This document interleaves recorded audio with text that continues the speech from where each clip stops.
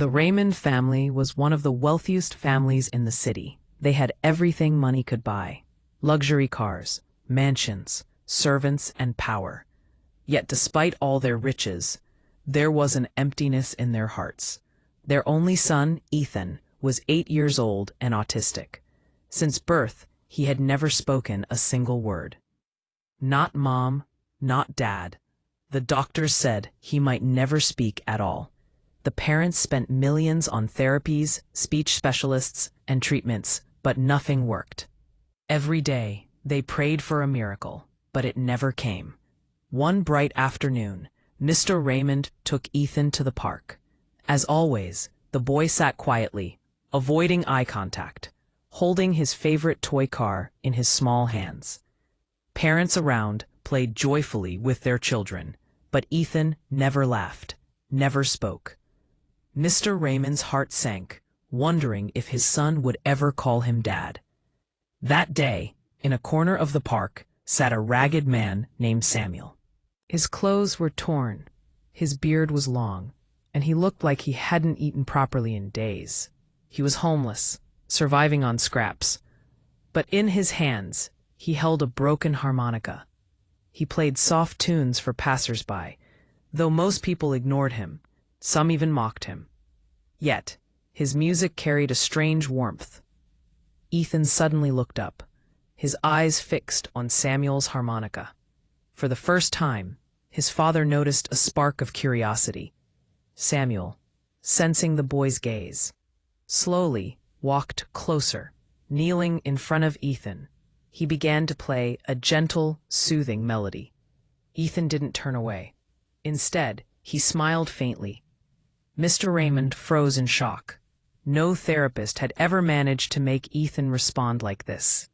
Samuel then began pointing to simple things around them. He pointed to a tree and said softly, "Tree." He pointed to a bird and whispered, "Bird." Ethan kept watching silently, but his eyes were following Samuel's every move. Then Samuel looked at Mr. Raymond, smiled, and gently said, "Dad." He repeated it again, slowly, lovingly, "Dad, Dad." Ethan's lips trembled. His father leaned forward, holding his breath. Then, in a broken, fragile voice, Ethan whispered the word for the very first time in his life. Dad. Mr. Raymond's eyes filled with tears. He couldn't believe it.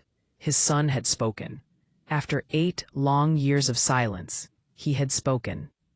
Mrs. Raymond, who was walking nearby, rushed over. She fell to her knees, tears streaming down her face. Both parents hugged their son tightly as Ethan said the word again, this time louder, clearer. "Dad." The family wept together in the park, their hearts overflowing with joy. Strangers nearby stopped to watch, some crying at the miracle unfolding before their eyes. Mr. Raymond turned to Samuel, his voice shaking with emotion. "Doctors couldn't do it. Money couldn't do it. But you did. You gave us our son's voice." Samuel, wiping his own tears, only smiled humbly. That day changed everything.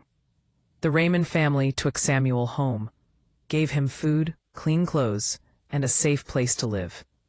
In time, they helped him rebuild his life.